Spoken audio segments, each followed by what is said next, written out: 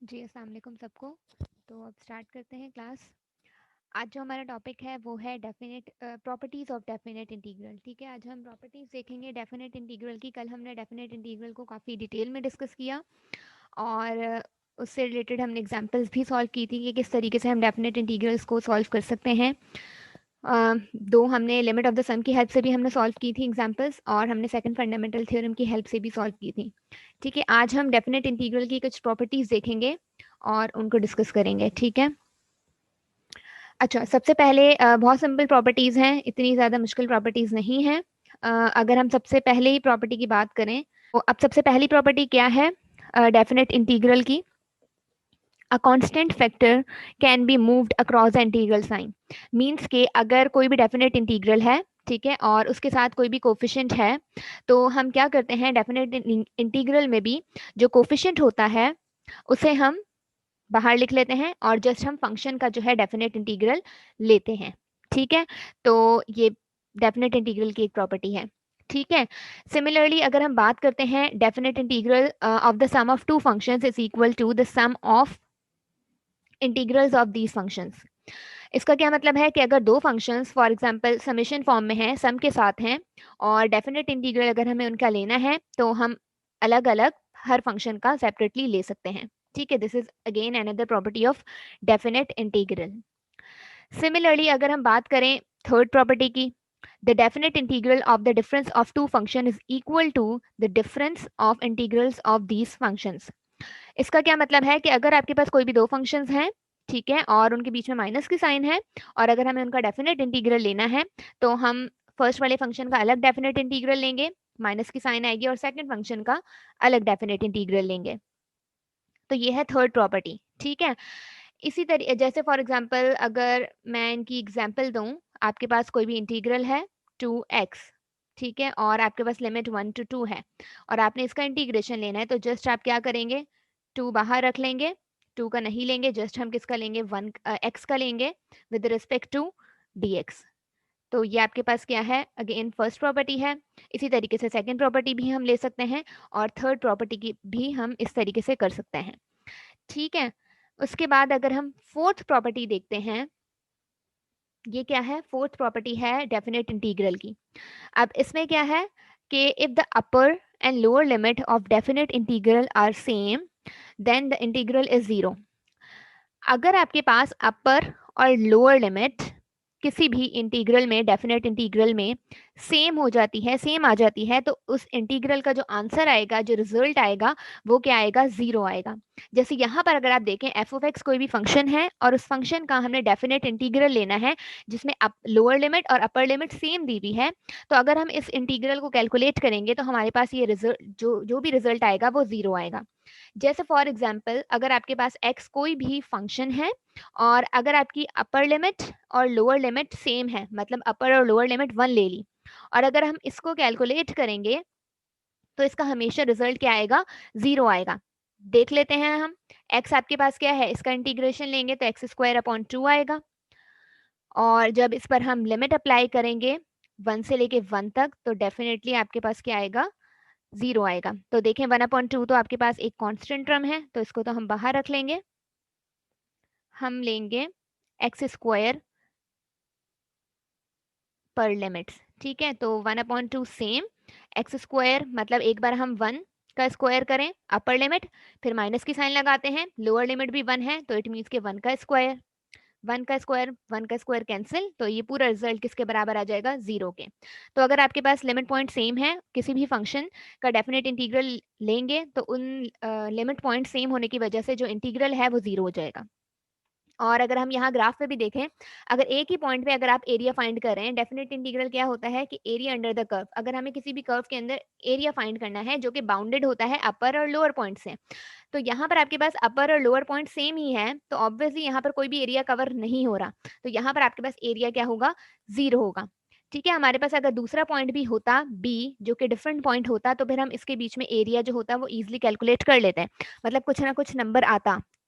लेकिन यहाँ पर आपके पास एक ही पॉइंट है, तो इस पॉइंट पे आप एरिया फाइंड नहीं कर सकते, अपर और लोअर पॉइंट सेम है, तो यहाँ पर एरिया क्या हो जाएगा, जीरो, मीन्स कि आपके पास जो डेफिनेट इंटीग्रल है वो जीरो हो जाएगा। इसी तरीके से अगर हम फिफ्थ प्रॉपर्टी देखें, फिफ्थ प्रॉपर्टी हमें क्या कहती है कि suppose that a point C belongs to interval A B. For example हमारे पास एक इंटरवल है ए बी और वो जो सी पॉइंट है वो इस इंटरवल के अंदर बिलोंग करता है। Then the definite integral of a function f of x over the interval A B is equal to the sum of integrals over the interval A C, interval A C and C B. अब इसका क्या मतलब है? इसका ये मतलब है कि अगर फॉर एग्जाम्पल आपके पास कोई भी फंक्शन है, ठीक है, और उस फंक्शन का आपने इंटीग्रल निकालना है जिसमें आपके पास लोअर और अपर लिमिट जो है ये गिवन है, ठीक है। जब आप इस टाइप के फंक्शन का इंटीग्रल निकालते हैं तो हम क्या करते हैं, इंटरवल को ब्रेक कर देते हैं दो इंटीग्रल्स में। कैसे? A two c f of x d x plus c two b f of x d x. मतलब हम इंटरवल को ए और बी जो हमारे पास इंटरवल है उस इंटरवल को हम ब्रेक कर देते हैं ए सी और सी बी में।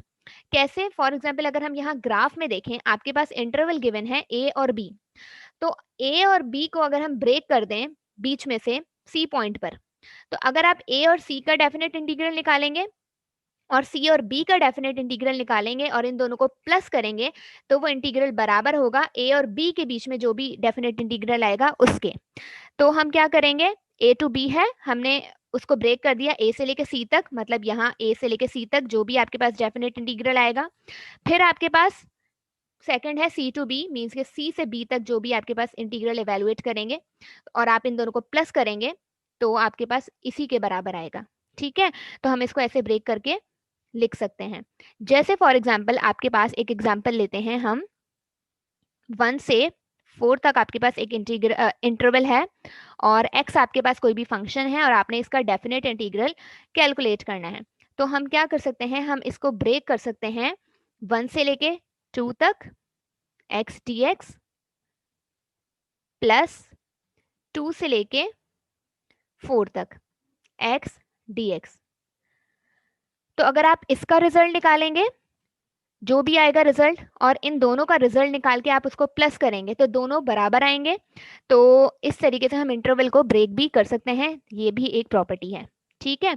अगर आप इसका रिजल्ट निकालेंगे और इन दोनों का रिजल्ट निकाल के इनको प्लस करेंगे तो दोनों रिजल्ट जो हैं वो इक्वल आएंगे, ठीक है। तो ये आप प्रूफ कर लीजिएगा, देख लीजिएगा। फिर उसके बाद अगर हम देखें नेक्स्ट प्रॉपर्टी, नेक्स्ट प्रॉपर्टी है ये इंटीग्रेशन की साइन जो है अगर हम चेंज कर दें, ठीक है। अगर हम इंटीग्रल्स की मतलब साइन चेंज कर देते हैं, यहाँ पर देखें फॉर एग्जांपल आपके पास एक इंटरवल है ए और दूसरा इंटरवल है बी।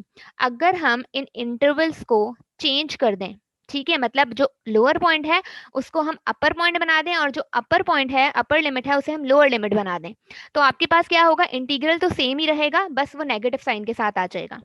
तो ये एक और प्रॉपर्टी है कि अगर आपके पास कोई भी फंक्शन है और वो इंटरवल ए और बी के अंदर है तो उसको हम ऐसे लिख सकते हैं कि जो लोअर अपर पॉइंट है उसको हम लोअर लिमिट बना दें और जो लोअर लिमिट है उसे हम अपर लिमिट बना दें, बट हम नेगेटिव साइन लगा दें, ठीक है, माइनस की साइन आ जाएगी तो ये दोनों बराबर होंगे।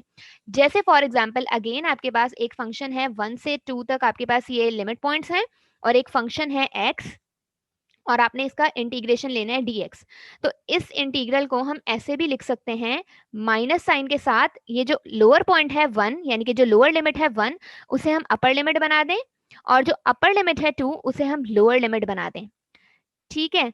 तो इसको हम ऐसे भी लिख सकते हैं। तो आप इसका आंसर निकालें और इसका आंसर निकालें, दोनों सेम आएंगे। देख लेते हैं निकाल के। अगर आप इसका आंसर निकालेंगे तो यहाँ इसका इंटीग्रेशन आएगा एक्स स्क्वायर अपॉन 2 और इस पर लिमिट क्या आएगी 1 to 2। तो आप 1 अपॉन 2 तो सेम ही रहेगा। आप किस पर लिमिट अप्लाई करेंगे, एक्स स्क्वायर पर पहले 2 लिमिट अप्लाई करेंगे तो 2 का स्क्वायर बनेगा, माइनस की साइन आएगी, फिर लोअर लिमिट एक्स पर अप्लाई करेंगे तो 1 का स्क्वायर मीन्स के 1।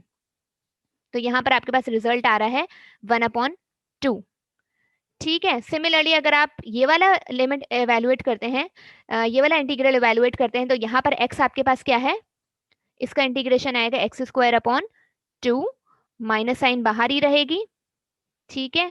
ये वाली जो माइनस साइन है ये यहीं रही और इस पर अगर आप लिमिट अप्लाई करें 2 to 1 तो आपके पास क्या रिजल्ट आएगा, एक बार आप 1 अप्लाई करेंगे 1/2 हो जाएगा।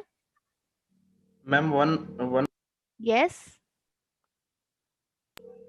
1/2 आएगा मैडम या 3/2? 2 ओके 3/2। जी मैम। ठीक है। अच्छा यहाँ पर आपके पास क्या है, 1 का स्क्वायर एक बार, ठीक है, और ये माइनस की साइन लगाएंगे, फिर आप 2 का स्क्वायर लगाएं, तो 2 का स्क्वायर हो जाएगा 4। तो यहाँ पर अगर आप इसको भी इवेलुएट करते हैं तो यहाँ पर आपके पास आएगा 1 का स्क्वायर 1, 2 का स्क्वायर 4, तो यहाँ पर आएगा -3/2, और अगेन माइनस माइनस क्या हो जाएगा प्लस, तो आपके पास रिजल्ट क्या आ रहा है 3/2। तो आपके पास इसका रिजल्ट और इसका रिजल्ट सेम आया है, तो इसीलिए प्रॉपर्टी हमारे पास इस तरीके से हम किसी भी इंटीग्रल की साइन चेंज कर सकते हैं और इंटरवल को चेंज कर सकते हैं। ठीक है, तो ये हो गई 6th प्रॉपर्टी। अगर हम बात करें 7th प्रॉपर्टी की। अस्सलाम वालेकुम। वालेकुम अस्सलाम। मैम ये जो 6th प्रॉपर्टीज है इसको हम ग्राफ में कैसे रिप्रेजेंट करेंगे? इसको हम ग्राफ में ऐसे रिप्रेजेंट करेंगे, फॉर एग्जांपल आपके पास एक फंक्शन है, ठीक है, y = f(x), ठीक है, यहाँ पर आपके पास कोई भी a पॉइंट है, यहाँ पर आपके पास कोई भी b पॉइंट है, ठीक है। अगर आप a से लेके b तक इंटरवल कैलकुलेट करते हैं, ठीक है, फॉर एग्जांपल जो आएगा आंसर, और अगर आप b से लेके a तक इंटरवल कैलकुलेट करते हैं तो दोनों का रिजल्ट सेम आएगा, क्योंकि एरिया तो हमारे पास सेम ही आएगा, चाहे हम a से b तक करें चाहे हम b से a तक करें। तो आपके पास माइनस साइन रिप्रेजेंट कर रही है डायरेक्शन को, कि यहाँ पर अगर आप a से b मतलब इंटरवल हो या b से a इंटरवल हो, एरिया आपका सेम आएगा, डेफिनेट इंटीग्रल बराबर आएगा। ठीक है।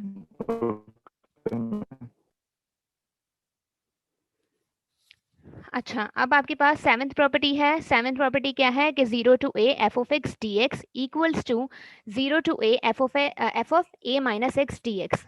अब इस प्रॉपर्टी में आपके पास कोई भी फंक्शन है और आपके पास एक लिमिट, जो लोअर लिमिट है वो 0 गिवन है और अपर लिमिट जो है वो a गिवन है। तो जब आपके पास इस टाइप की कोई लिमिट गिवन हो तो उसको हम इस तरीके से लिख सकते हैं कि f(a minus x), मतलब आपकी जो अपर लिमिट है वो हम ऐसे लिख सकते हैं a minus x करके। जब आप इसका रिजल्ट निकालेंगे और इसका रिजल्ट निकालेंगे तो दोनों का रिजल्ट सेम आएगा। जैसे फॉर एग्जाम्पल अगर आपके पास एक पॉइंट है, एक लिमिट है 0 से 1 तक और आपके पास फंक्शन है x dx, इसको आप ऐसे भी लिख सकते हैं 0 से 1, और इस फंक्शन में हम इस फंक्शन से पहले हम क्या करेंगे, जो अपर लिमिट है वो लिख देंगे, मींस कि अपर लिमिट हमारे पास 1 है तो 1 माइनस एक्स कर देंगे। ठीक है, तो आप इन दोनों का जब आप रिजल्ट निकालेंगे तो इन दोनों का रिजल्ट सेम आएगा, इक्वल आएगा। ठीक है, तो इसीलिए हम कह सकते हैं कि 7th प्रॉपर्टी भी हमारे पास सेटिस्फाई होती है और ये 7th प्रॉपर्टी है।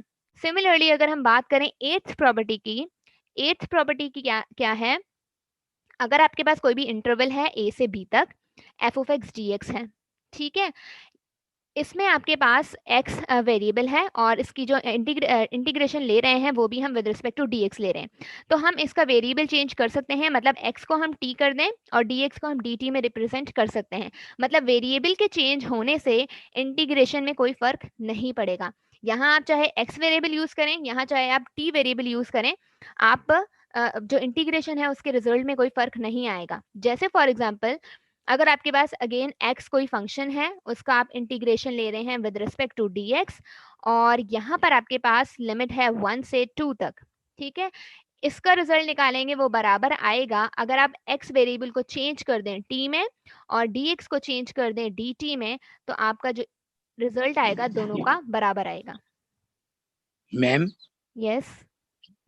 क्वेश्चन था, जैसे आपने सिक्स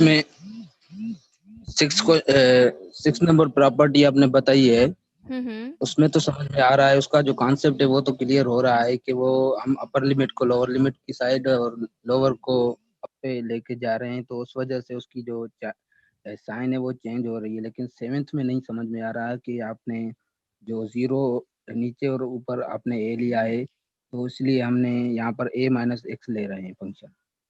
देखें, इसका मैं आपको मैथमेटिकली अगर आप प्रूफ करेंगे तो मैथमेटिकली इसका प्रूफ मतलब दोनों का इक्वल आएगा। ठीक है, तो इसीलिए हम कह देते हैं कि ये प्रॉपर्टी भी हमारे पास है। अगर आप एक्स स्क्वायर x है dx है, 0 to 1 अगर आप इसको इवेलुएट करेंगे और 0 to 1 1 माइनस एक्स dx को इवेलुएट करेंगे तो दोनों का रिजल्ट सेम आएगा, ठीक है। तो इसीलिए ये हमारे पास एक प्रॉपर्टी है, ऑलरेडी प्रूव्ड है। अगर हम इस रिजल्ट को देखें मैथमेटिकली तो यहाँ पर आपके पास x है, इसका इंटीग्रेशन लेंगे एक्स स्क्वायर अपॉन 2 आएगा, ठीक है, और लिमिट आपके पास क्या है 0 to 1। जब आप इसका रिजल्ट निकालेंगे तो आपके पास क्या आएगा 1/2 सेम आएगा।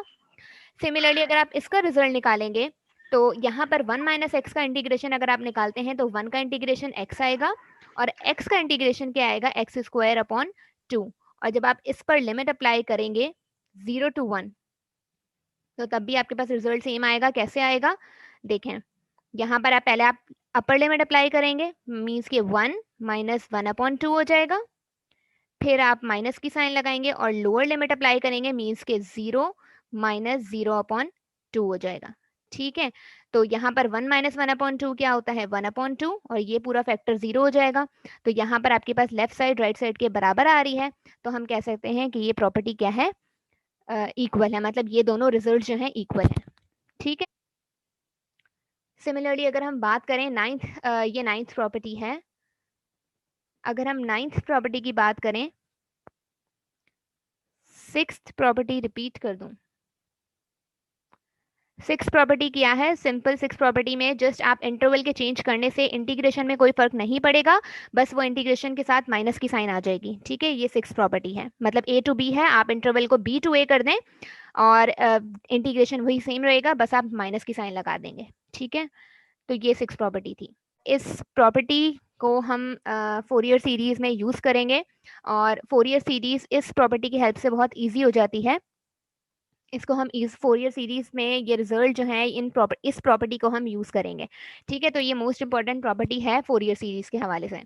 तो अगर हम इस प्रॉपर्टी को देखें, ये प्रॉपर्टी हमें क्या कहती है कि अगर हमारे पास इंटरवल -a2 + a है, ठीक है, और f of x dx -a means कि आपके पास जो अपर लिमिट है और लोअर लिमिट सेम है, बट उनकी जो साइन है वो डिफरेंट है, मतलब एक माइनस की साइन है और एक प्लस की साइन है। अगर आपके पास इस टाइप का कोई इंटीग्रल है तो उसको हम इस तरीके से लिख सकते हैं 2 0 to a f of x dx, यानी कि वो ये जो रिजल्ट है वो इस चीज के बराबर आ सकता है, लेकिन कंडीशन क्या है कि f of x क्या है इवन होना चाहिए, ठीक है। Similarly -a to a f of x dx यही इंटीग्रल है सेम, वो बराबर होगा 0 के अगर f of x क्या है ऑड है। अगर आपके पास function f of x even है तो आपके पास ये वाली जो प्रॉपर्टी है वो इस चीज के बराबर होगी, और अगर आपके पास फंक्शन ऑड है तो ये जो प्रॉपर्टी, ये जो डेफिनेट इंटीग्रल है, ये जो प्रॉपर्टी है वो इक्वल टू 0 होगी, ठीक है। अब आपको इवन और ऑड का मे बी कॉन्सेप्ट ना हो तो हम इवन और ऑड फंक्शन को डिस्कस करेंगे तो आपको ये प्रॉपर्टीज समझ आएंगी तब, ठीक है। तो पहले हम इस प्रॉपर्टी पे बाद में आते हैं, पहले हम इवन और ऑड फंक्शन को डिस्कस कर लेते हैं कि इवन फंक्शन क्या होता है और ऑड फंक्शन क्या होता है। आप में से किसी को आइडिया है इवन और ऑड का? Yes ma'am. जी बताएं। आइडिया है मैम। अगर किसी भी फंक्शन में x की जगह हम -x रखें और इसका रिजल्ट जो है हमारा पॉजिटिव आए तो हम इवन फंक्शन कहते हैं, लेकिन उसकी x की जगह हम जो है नेगेटिव अप्लाई करें और उसका आंसर जो है फंक्शन नेगेटिव आए तो हम यस एग्जैक्टली यस मैम। ऐसा ही होता है कि हमने जब -x लिया है तो -f of x आए, अगर हमारे पास f of x ही सेम ही आता है तो फिर वो इवन है, अदरवाइज वो -f of x आता है तो फिर ऑड है, ठीक है, लेंगे -x, ठीक है। अच्छा, यहाँ पर इवन फंक्शन को डिस्कस कर लेते हैं, जिन लोगों को नहीं पता तो उन लोगों के लिए हम फिर से रिपीट कर लेते हैं कि इवन फंक्शन क्या होता है और ऑड फंक्शन क्या होता है। सिंपली इवन फंक्शन क्या होता है कि अगर हम x की प्लेस पे -x पुट कर देते हैं और हमें रिजल्ट जो है वही सेम मिलता है, मतलब फंक्शन f of x ही मिलता है हमें, तो हमारे पास क्या होता है वो फंक्शन इवन फंक्शन होता है। फॉर एग्जाम्पल अगर हम एक फंक्शन लेते हैं f of x equals to x² + 1, ठीक है। अगर हम फंक्शन लेते हैं x² + 1, ये एक फंक्शन है। अब हमें चेक करना है कि ये फंक्शन जो है इवन फंक्शन है या ये फंक्शन ऑड फंक्शन है। तो सबसे पहले तो हम x की प्लेस पे हम -x पुट करेंगे, ठीक है। अगर हम x की प्लेस पे माइनस एक्स पुट करते हैं तो यहाँ पर आप देखें आपके पास जो रिजल्ट आएगा, यहाँ पर माइनस एक्स पुट किया आपने, माइनस एक्स का स्क्वायर प्लस 1, और x आपके पास इवन है, मतलब इवन है, तो यहाँ पर आपके पास क्या हो जाएगा, एक्स स्क्वायर प्लस 1, और यही चीज आपके पास क्या है, एफ ऑफ एक्स है, एफ ऑफ एक्स के बराबर है। तो यहाँ पर एफ ऑफ माइनस एक्स किसके बराबर आ गया, एफ ऑफ एक्स के। तो यहाँ पर आपके पास प्रूव्ड हो जाता है कि ये फंक्शन जो है वो आपके पास क्या है, इवन फंक्शन है। ठीक है, अब आप इसको ग्राफ में देखें कि ग्राफ में किस तरीके से हम इवन या ऑड फंक्शन चेक कर सकते हैं। तो यहाँ देखें आपके पास x है कोई भी पॉइंट, सिमिलरली अगर आप देखें माइनस एक्स कोई भी पॉइंट है, और ये दोनों पॉइंट सेम है। यहाँ इस पॉइंट पे भी आपके पास जो x की वैल्यू है वो सेम है, और इस पॉइंट पे भी x की वैल्यू सेम है। क्या डिफरेंस है, बस साइन का डिफरेंट है, यहाँ पॉजिटिव साइन है और यहाँ नेगेटिव साइन है, क्योंकि आपको पता है कि राइट साइड पे पॉजिटिव होता है और लेफ्ट साइड पे जो है नेगेटिव पॉइंट होता है। तो अगर हम x पे चेक करें फंक्शन की वैल्यू क्या है, पॉजिटिव है, एफ ऑफ एक्स है। अगर हम राइट साइड पे माइनस एक्स पे भी चेक करते हैं तो यहाँ पर आपके पास इस x की वैल्यू क्या है, अगेन माइनस एक्स पे भी फंक्शन की वैल्यू सेम है। फंक्शन की वैल्यू अगर आप y एक्सिस पे चेक करें तो x पे भी सेम है और माइनस एक्स पे भी सेम है। तो इसीलिए आपके पास ये जो फंक्शन है एक्स स्क्वायर प्लस 1 ये इवन फंक्शन है। ठीक है, तो ग्राफिकली हम इसको इस तरीके से देख सकते हैं। सिमिलरली अगर हम एक और फंक्शन की बात करें और इवन फंक्शन की ही एक और एग्जांपल ले लेते हैं। अगर cos x की बात करें, ठीक है, आपके पास एक फंक्शन है f of x equals to cos x। अब हम इसको चेक करते हैं कि ये इवन फंक्शन है या ऑड फंक्शन है। तो हम क्या करते हैं, x की प्लेस पे माइनस एक्स पुट करते हैं। जब हम x की प्लेस पे माइनस एक्स पुट करेंगे तो यहाँ पर भी आपके पास x की प्लेस पे माइनस एक्स आ जाएगा, और हमें पता है कि F of minus x same का सेम रहेगा, और अगर कॉस में अगर एंगल नेगेटिव रहता है तो हमें पता है कि ट्रिग्नोमेट्री की एक प्रॉपर्टी है कि ये एंगल पॉजिटिव बन जाता है और जस्ट हमारे पास कॉस एक्स ही आता है। ठीक है, तो एफ ऑफ माइनस एक्स किसके बराबर हो गया, कॉस एक्स हमारे पास वही फंक्शन था, तो हम इसको एफ ऑफ एक्स कह सकते हैं। तो यहाँ पर भी आपके पास प्रॉपर्टी प्रूव हो गई। इट मीन्स कि एफ ऑफ माइनस एक्स बराबर आ गया एफ ऑफ एक्स के। तो यहाँ पर आपके पास फंक्शन क्या है, इवन फंक्शन है, कॉस एक्स इवन फंक्शन है। ठीक है, और अगर हम इसके भी ग्राफ पे चेक करें तो यहाँ पर आपको ये ग्राफ शो हो रहा है y equals to cos x के लिए। ठीक है, ये कॉस एक्स का ग्राफ है, और अगर आप इस पॉइंट पे देखें, इस पॉइंट पे देखें एक्स एक्सिस यहाँ पर प्लस एक्स है, यहाँ पर माइनस एक्स है। इस पॉइंट पे फंक्शन की वैल्यू y एक्सिस पे क्या है, 0 है। अगर आप यहाँ देखें, यहाँ पर आपके पास प्लस एक्स है, यहाँ पर आपके पास क्या है, माइनस एक्स है। ठीक है, अगेन x की वैल्यू सेम है यहाँ पर अगर आप देखें, यहाँ पर x क्या है, प्लस का 1, यहाँ पर x है प्लस का 2, यहाँ पर x है प्लस का 3, यहाँ पर प्लस का 4, यहाँ पर देखें माइनस का 1, माइनस का 2, x है माइनस का 3, फिर यहाँ पर है माइनस का 4। तो यहाँ पर आप देखें प्लस का 3 है x और यहाँ पर x माइनस का 3 है, बट फंक्शन की वैल्यू क्या है, यहाँ पर सेम है। इधर भी आपके पास एफ ऑफ एक्स की वैल्यू सेम है, इधर भी आपके पास फंक्शन की जो वैल्यू है वो सेम है, जो कि इस पॉइंट पे आ रही है आपके पास y एक्सिस की वैल्यू। तो यहाँ पर भी आपके पास cos x जो है अगेन इवन फंक्शन है इस तरीके से। ठीक है, क्योंकि हमें प्लस एक्स पे भी हमें फंक्शन की वैल्यू सेम मिलती है और माइनस एक्स पे भी हमें फंक्शन की वैल्यू सेम मिलती है, तो इसीलिए cos x भी क्या है, इवन फंक्शन है। सिमिलरली अगर हम एक और फंक्शन की बात करें y equals to sine square x, ठीक है, ये आपके पास इवन फंक्शन है या ऑड फंक्शन है, y की जगह हम एफ ऑफ एक्स लिख लेते हैं। ठीक है, इवन है मैम। ये भी इवन है। कैसे इवन है, अगर हम x की प्लेस पे माइनस एक्स पुट करते हैं तो यहाँ पर आपके पास साइन स्क्वायर माइनस एक्स हो जाएगा। ठीक है, और इसको हम ऐसे लिख सकते हैं, साइन माइनस एक्स का होल स्क्वायर करके लिख सकते हैं, क्योंकि आपको पता है कि जब भी साइन फंक्शन के अंदर एंगल नेगेटिव होता है तो हमारे पास नेगेटिव साइन नेगेटिव बन जाता है वो पूरा का पूरा फंक्शन। तो माइनस साइन एक्स हो गया। अब आपको पता है कि स्क्वायर है जिसकी वजह से पॉजिटिव हो जाएगा, तो यहाँ पर आपके पास साइन स्क्वायर एक्स ही बचेगा, और यहाँ पर भी आपके पास एफ ऑफ माइनस एक्स किसके बराबर आ गया, एफ ऑफ एक्स के। तो इसलिए हम कह देंगे कि आपके पास ये फंक्शन है ये भी इवन फंक्शन है। ठीक है, अब हम देख लेते हैं ऑड फंक्शन को। ऑड फंक्शन क्या होता है कि odd function is a function जिसमें हम माइनस एक्स पुट करते हैं तो हमें रिजल्ट में फंक्शन तो सेम मिलता है लेकिन नेगेटिव साइन के साथ मिलता है। ठीक है, मतलब अगर हम x की प्लेस में माइनस एक्स पुट कर देते हैं तो हमें जो फंक्शन मिलता है वो माइनस एक्स मिलता है। जैसे फॉर एग्जाम्पल अगर हम एक फंक्शन लेते हैं f of x equals to x cube minus x, तो अगर हम ये फंक्शन लेते हैं और इस फंक्शन में अगर हम x की प्लेस पे माइनस एक्स पुट करते हैं तो यहाँ पर भी राइट साइड पे x की प्लेस में हमने माइनस एक्स रख दिया तो माइनस एक्स का क्यूब हो गया, और यहाँ पर भी x की प्लेस पे हमने माइनस एक्स पुट कर दिया।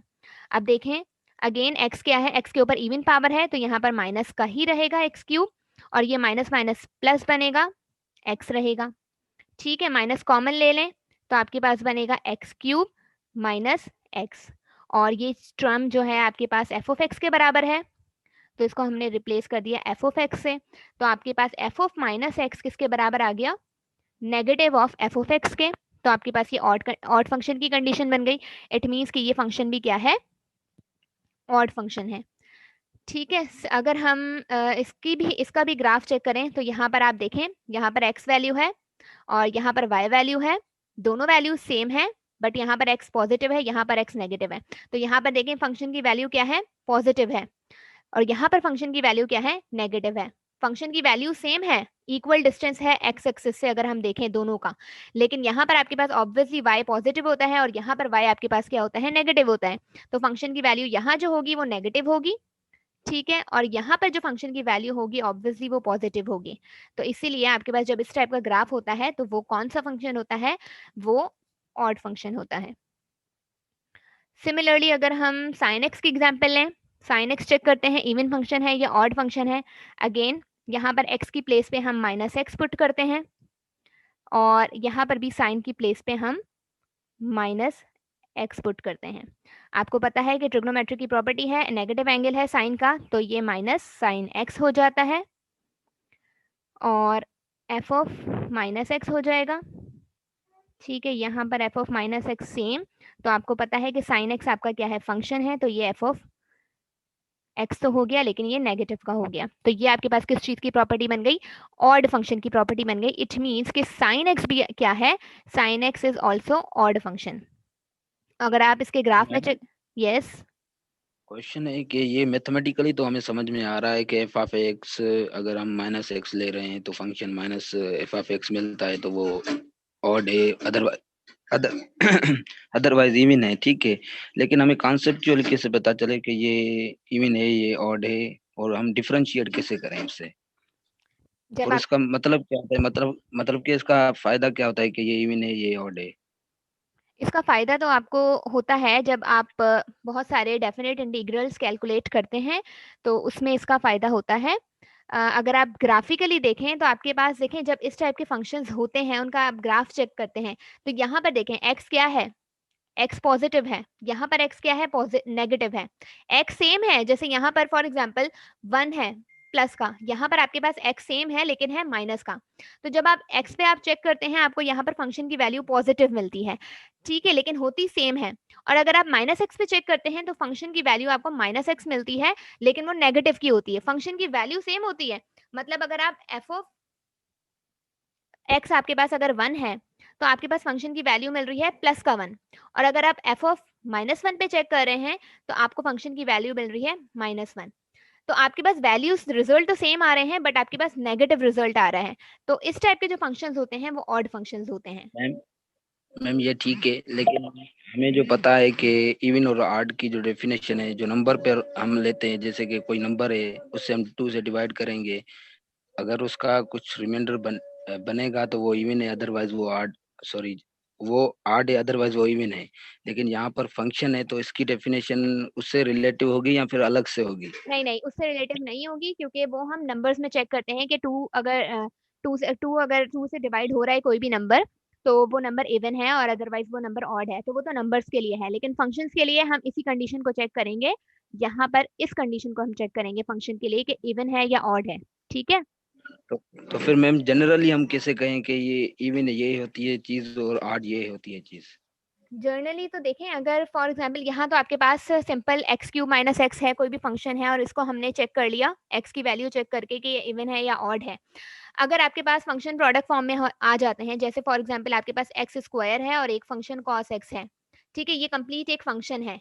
अब आप इसको कैसे बताएंगे कि ये इवन है या ऑड है? तो एक्स स्क्वायर आपको पता है, एक्स स्क्वायर क्या है, इवन फंक्शन है, और cos x क्या है, अगेन इवन फंक्शन है। तो दो इवन फंक्शंस मिलके क्या बनते हैं, इवन फंक्शन ही बनते हैं। तो आप इस तरीके से जर्नली बता सकते हैं देख के सिंपल फंक्शंस को, ठीक है। बस इस कंडीशन को याद रखें और इस कंडीशन की हेल्प से ही आप इजीली बता सकते हैं कि इवन फंक्शन क्या है और ऑड फंक्शन क्या है। सिमिलरली अगर आप sin x को देखें, sin x भी आपके पास क्या है, इवन फंक्शन, ऑड फंक्शन है, ठीक है। और अगर अच्छा, अब हम इस फंक्शन को देखते हैं, ये फंक्शन इवन फंक्शन है या ये फंक्शन ऑड फंक्शन है।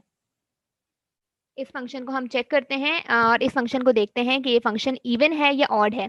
अगेन हम इवन या ऑड कैसे चेक करते हैं, हम x की प्लेस पे हम -x पुट करके चेक करते हैं कि वो इवन है या ऑड है। तो अगर हम x, ये ऑड है, यस मैम। अच्छा चलिए चेक कर लेते हैं ऑड है या इवन है, ठीक है। अगर हम x की प्लेस पे -x पुट करते हैं तो यहाँ पर 2 -x हो जाएगा, माइनस का 3 हो जाएगा, ठीक है। और यहाँ पर हो जाएगा माइनस का 2x और यहाँ हो जाएगा माइनस का 3। और अगर हम माइनस कॉमन ले भी लेते हैं तो यहाँ पर 2x प्लस का 3 हो रहा है। अब आप मुझे बताएं कि ये इवन है या ऑड है? Neither even nor odd. Neither even nor odd. हाँ, क्योंकि ये इवन भी नहीं है, ये ऑड भी नहीं है, क्योंकि यहाँ पर आपके पास एफ ऑफ एक्स ये है 2x - 3 और यहाँ पर एफ ऑफ एक्स, यहाँ पर आपके पास 2x + 3 रिजल्ट आ रहा है। तो यहाँ पर आपके पास ना ही फंक्शन इवन है और ना ही फंक्शन ऑड है। तो कुछ क्वेश्चंस ऐसे होते हैं, कुछ फंक्शंस ऐसे होते हैं जो कि इवन होते हैं, कुछ फंक्शंस ऑड होते हैं, और कुछ फंक्शंस ऐसे होते हैं जो कि नाइदर इवन होते हैं नाइदर ऑड होते हैं, ठीक है। ना ही वो इवन होते हैं ना ही वो ऑड होते हैं। कि मैं समझ में आ गया मैडम। यस। फिर हम उन क्वेश्चंस को क्या कहते हैं? उन जैसे ये इवन एक फंक्शन हो गया, वह ऑड हो गया, तो उन क्वेश्चंस को हम क्या कहेंगे? ऐसा ही सिंपल कि ये नाइदर इवन नॉर ऑड, या कोई पर्टिकुलर नहीं, नेम है? पर्टिकुलर नेम नहीं है, उसका नाम है नाइदर इवन नॉर ऑड, तो उनको आप नैनो फंक्शंस कह दें, ठीक है। इसको शॉर्ट फॉर्म में नैनो कह देते हैं, but neither even nor odd हम ही कहेंगे, ठीक है। ओके। अच्छा, इसका ग्राफ कैसे बनेगा? इसका ग्राफ यहाँ पर अगर आप देखें तो इसका ग्राफ कुछ इस तरीके से होगा।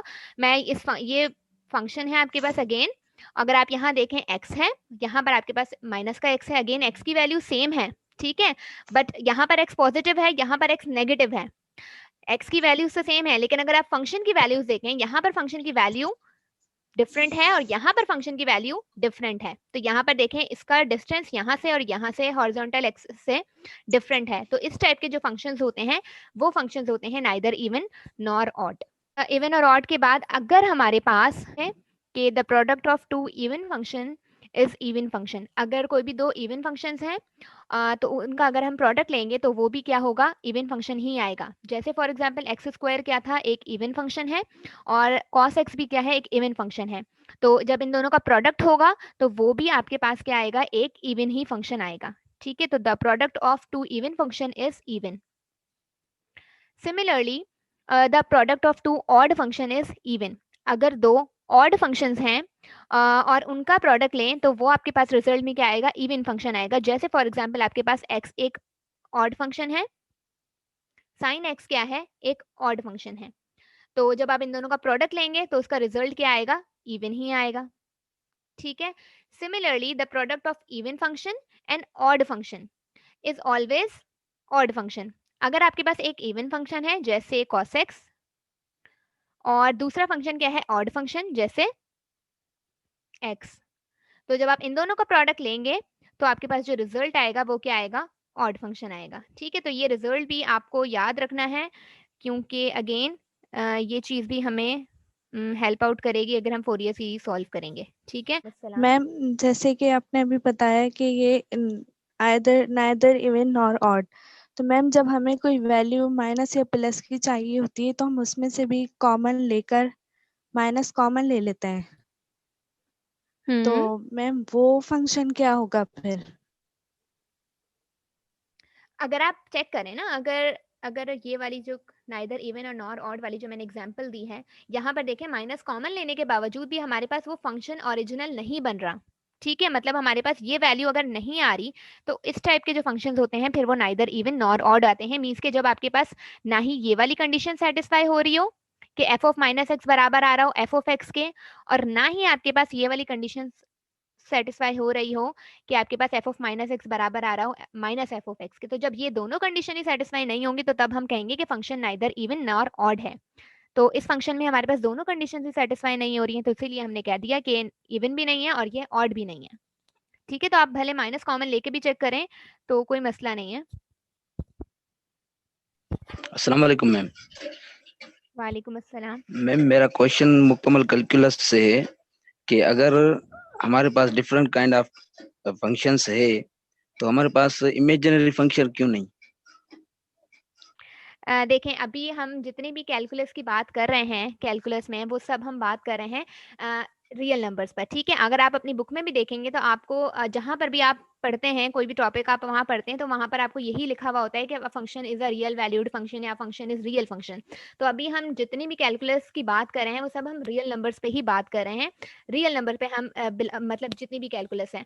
बाकी इसके अलावा कॉम्प्लेक्स भी होती है, कॉम्प्लेक्स इंटीग्रेशन होती है, कॉम्प्लेक्स डिफरेंशिएशन होती है, तो वो अभी हमारा काम नहीं है, वो एक अलग सब्जेक्ट है। ठीक है, कॉम्प्लेक्स का अगर हम बात करें तो वो एक अलग सब्जेक्ट है जिसमें कॉम्प्लेक्स एनालिसिस है, उसमें हम सारे फंक्शंस जितनी भी स्टडी करते हैं फंक्शंस की वो सारे कॉम्प्लेक्स फंक्शन होते हैं। फिर आप उसमें टेलर सीरीज भी पढ़ेंगे कॉम्प्लेक्स फंक्शन की, आप इंटीग्रेशन भी करेंगे, आप डिफरेंशिएशन भी करेंगे, तो वो एक बिल्कुल ही अलग टॉपिक है। तो अभी जो हमारा कैलकुलस बेस करता है वो सारा रियल फंक्शंस पे बेस करता है। ओके मैम, मेरा फिर क्वेश्चन है आपसे, हम जब फंक्शन की डोमेन फाइंड कर रहे थे शुरुआती चैप्टर्स में तो उस वक्त हमें ये कहा गया था कि रूट में अंदर माइनस नहीं आनी चाहिए और दूसरा अपान में जीरो नहीं आना चाहिए, मतलब कोई ऐसी डोमेन हो जिससे हमें कॉम्प्लेक्स नंबर भी ना मिले और दूसरा हमें वो इनफिनाइट भी ना इनडिफाइंड भी ना हो। तो उस वक्त हमें ये क्यों नहीं कहा जाता कि वो कॉम्प्लेक्स हो सकता है? अगर हमें कैलकुलस में कॉम्प्लेक्स नंबर की वैल्यू है तो फिर हमें उस फंक्शन के लिए वो डोमेन हमारे पास क्यों नहीं हो सकती? तो आपके पास कंडीशन ये होती है ना, फंक्शन क्या है आपके पास, फंक्शन क्या होता है, कंडीशन क्या है कि फंक्शन जो है आपका रियल होना चाहिए, मतलब आपकी जो डोमेन है वो भी रियल वैल्यू होनी चाहिए और आपका जो फंक्शन की जो रेंज है वो भी रियल वैल्यू आनी चाहिए। तो जब ये कंडीशन आप लगा देते हैं तो इसीलिए फिर हम फिर कॉम्प्लेक्स पे जाते ही नहीं है। अच्छा, मतलब कि कॉम्प्लेक्स कैलकुलस पर अगर हम बात करेंगे तो फिर हमारे पास वो उसका जो डोमेन है वो कुछ भी हो सकता है। जी बिल्कुल, वो आपके पास फिर जाहिर सी बात है जब आप कॉम्प्लेक्स की बात करेंगे तो वहाँ तो आपके पास इमेजिनरी नंबर्स भी आ जाएंगे। तो वहाँ पर तो आपके पास कॉम्प्लेक्स की जब बात करते हैं तो कॉम्प्लेक्स में आपके पास रियल तो इंक्लूड होते ही है नंबर, साथ में कॉम्प्लेक्स नंबर भी मतलब इमेजिनरी नंबर्स भी आ जाते हैं। तो फिर उस वक्त फिर हम उसको इंक्लूड कर सकते हैं या वो कॉन्सेप्ट लेकर आ सकते हैं। ठीक है, बट अभी हमारे पास जितने भी फंक्शंस हैं उनमें हमारे पास डोमेन भी रियल नंबर्स होती है और रेंज भी रियल नंबर होती है, तो इसीलिए फिर हम वो उसकी बात नहीं करते इमेजिनरी की। Thank you ma'am.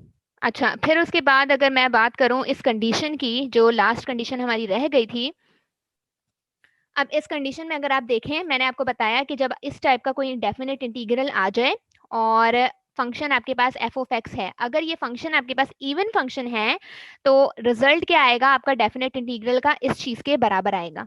ठीक है, सिमिलरली अगर आपके पास फंक्शन जो है कोई भी फंक्शन है, अगर वो ऑड फंक्शन है मींस के एफ ऑफ एक्स ऑड है, तो आपके पास इस डेफिनेट इंटीग्रल को जब आप कैलकुलेट करेंगे तो उसका रिजल्ट आएगा 0। जब हम फोरियर सीरीज करेंगे तो हमारे पास कुछ फंक्शंस इवन होंगे कुछ फंक्शंस ऑड होंगे और हमें डेफिनेट इंटीग्रल को कैलकुलेट करना होगा। तो हम जब इस टाइप के कोई फंक्शन आएगा तो हम डायरेक्ट उसको क्या कर देंगे, हम चेक करेंगे वो फंक्शन इवन ऑड है तो हम इसका रिजल्ट हमें कैलकुलेट करने की जरूरत ही नहीं है, हम डायरेक्ट आंसर 0 लिख देंगे। जैसे फॉर एग्जाम्पल आपके पास एक फंक्शन हम एग्जाम्पल ले लेते हैं माइनस पाई से पाई तक, अगर हम एक एग्जाम्पल लेते हैं और फंक्शन हम रखते हैं साइन एक्स, ठीक है, और dx, ये आपके पास एक फंक्शन है। अब आपको पता है कि साइन एक्स क्या है, एक ऑड फंक्शन है और आपके पास जो इंटरवल है पाई -π2 + π है, मीन्स के आपके पास दोनों इंटरवल सेम है बट नेगेटिव साइन के साथ है, मतलब एक नेगेटिव है और एक पॉजिटिव है। तो आप बजाय इसके कि आप इसको कैलकुलेट करें, आप इसका डायरेक्ट आंसर 0 लिख देंगे। क्यों? क्योंकि ये एक प्रॉपर्टी है। सिमिलरली अगर आपके पास कोई क्वेश्चन आता है -1 से 1 तक और आपके पास फंक्शन आता है x, ठीक है, तो आप इसको भी कैलकुलेट करने की जरूरत नहीं है। क्यों? क्योंकि आपको पता है कि x क्या है, एक ऑड फंक्शन है और आपके पास लिमिट पॉइंट्स क्या है, -1 to 1 है, तो इसका भी रिजल्ट आप क्या पुट कर देंगे, 0 पुट कर देंगे और इसको भी कैलकुलेट करने की जरूरत नहीं है।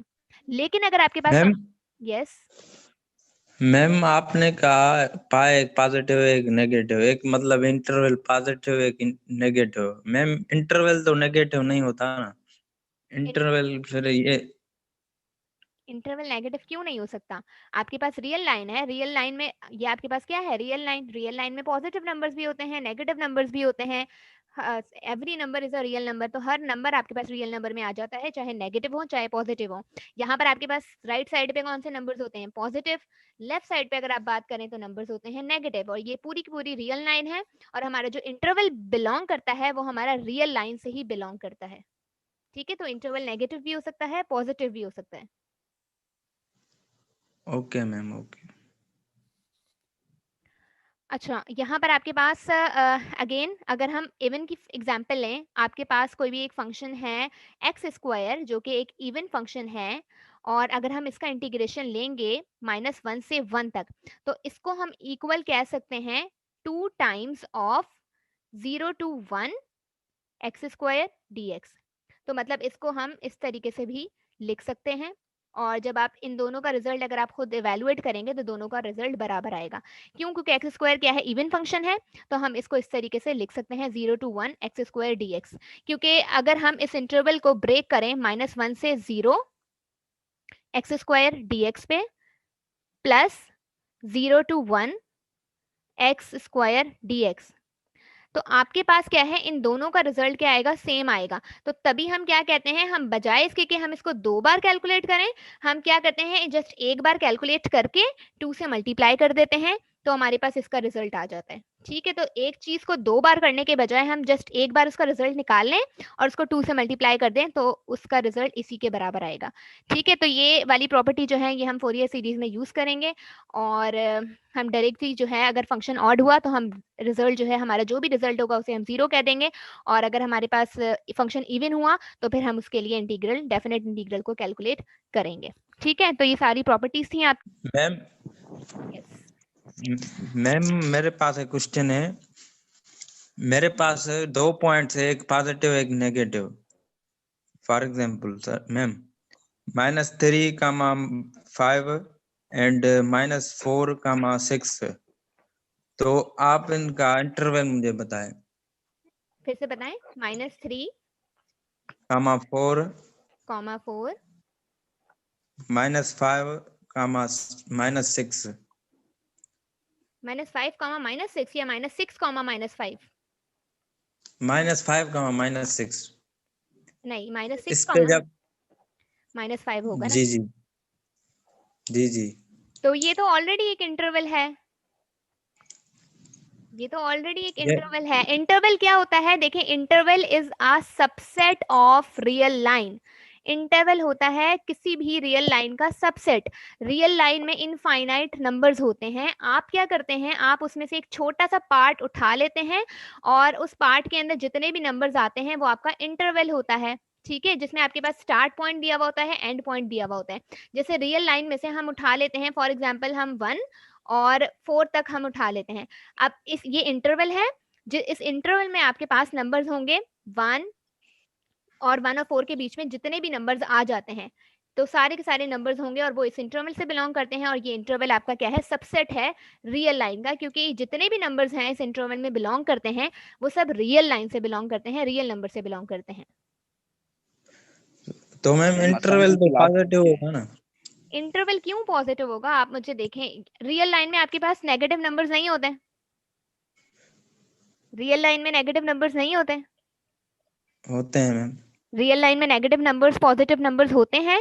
अगर आप फॉर एग्जांपल बात करें, ये 0 है, यहाँ पर आपके पास क्या होगा, +1, यहाँ पर होगा +2, यहाँ पर होगा प्लस का 3, यहाँ पर क्या होगा माइनस का 1, यहाँ पर माइनस का 2, यहाँ पर माइनस का 3। तो ये आपकी सारी की सारी रियल लाइन है जिसमें नेगेटिव और पॉजिटिव नंबर सब आ जाते हैं, और आपका जो इंटरवल होता है वो हमेशा रियल लाइन से हम लेते हैं। मैम जी ये समझ रहा है कि एक पॉइंट से दूसरी पॉइंट का जो डिस्टेंस होता है वो हम माड में रखते हैं, डिस्टेंस वो मिकदार होता है, वो हमारा पॉजिटिव होता है, और जबकि इंटरवल जो होता है वो उस पॉइंट्स का जो कलेक्शन होती है उससे हम इंटरवल कहते हैं। मतलब कि जो रियल लाइन होती है उसका सबसेट होता है, उसे हम इंटरवल, इसको मतलब कि इंटरवल और डिस्टेंस का फर्क नहीं मालूम शायद। अच्छा ठीक है, आप समझ रहे हैं कि इंटरवल जो है पॉजिटिव होता है। देखें मॉड्यूलस होता है वो, ठीक है, मॉड्यूलस इज ऑलवेज पॉजिटिव, ठीक है। कोई भी नंबर होता जी है जी मॉड के अंदर, कोई भी नंबर होता है आपका a माइनस बी है, a प्लस बी है, कुछ भी है, तो मॉड के अंदर जो भी वैल्यूज होती हैं वो सारी पॉजिटिव होती हैं। तो इंटरवल आपका कुछ नहीं है, इंटरवल में आपके पास जस्ट नंबर्स होते हैं, नंबर्स का कलेक्शन होता है, ठीक है। 1 2 3 4 5 6 जितने भी नंबर्स होते हैं वो आपके सारे इंटरवल में आ जाते हैं। अगर आप इंटरवल 1 से 4 तक ले रहे हैं तो आपके पास इस इंटरवल में आपके पास 1 भी आ जाएगा, इस इंटरवल में आपके पास 1.2 भी आ जाएगा, इस इंटरवल में आपके पास 1.3 भी आ जाएगा, इसी तरीके से आपके पास 4 भी आ जाएगा। 4 से पहले जो नंबर्स आते हैं 3.9, ये सारे नंबर जितने भी हैं ये इस इंटरवल के अंदर बिलोंग करते हैं, इस इंटरवल के अंदर मौजूद हैं, ठीक है। तो इंटरवल क्या है, जस्ट कलेक्शन ऑफ नंबर्स हैं। Okay ma'am okay. असाइनमेंट का क्या होगा, कब जमा करानी है लास्ट डेट? असाइनमेंट 20 जनवरी लास्ट डेट है। मतलब कि क्वेश्चन गिवन हो 1 2 -1 x क्यूब dx, तो इसका आंसर भी डायरेक्ट 0 होगा। फिर से बताएं। 1 2 -1 x cube dx। 1 2 -1 -1 to 1, yes, -1 to 1 ठीक है। x cube dx। जी, अगर एक्स क्यूब क्या है, इवन फंक्शन है, ऑड फंक्शन है, x cube odd function. Odd function है तो इसका रिजल्ट भी 0 होगा, ठीक है। Okay ma'am. मैम मतलब कि हमारे पास अपर लिमिट माइनस में हो या फिर लोअर लिमिट माइनस में, उसका इश्यू तो नहीं है, मतलब कि दोनों सेम ही है, लेकिन दोनों की साइन चेंज, वहाँ ऊपर चेंज है या नीचे चेंज है, उसका तो इश्यू नहीं होता। नहीं, उसका इश्यू नहीं होगा, आंसर आपका जो है वो 0 ही आएगा। मतलब कि मैम फिर एक भी ये सवाल। इवन और ऑड पर डिपेंड करेगा। जी, इवन और ऑड पे डिपेंड करता है। मैम लास्ट क्वेश्चन है, जो आपने ये कहा कि नाइदर इवन नार ऑड है, तो उस वक्त हम क्या यूज करेंगे, मतलब कि जीरो यूज करेंगे या ट्वाइस ऑफ सेम फंक्शन? नहीं, फिर उसके लिए तो आपको जाहिर है इंटीग्रल कैलकुलेट करना पड़ेगा ना। ये कंडीशन सिर्फ इवन और ऑड के लिए है। अगर फंक्शन इवन और ऑड मतलब नाइदर इवन नाइदर ऑड होता है तो फिर आपको डेफिनेट इंटीग्रल निकालना पड़ेगा, अच्छा ठीक है, जैसे हम थैंक यू। निकालते हैं। जी जी ठीक है। अल्लाह हाफिज।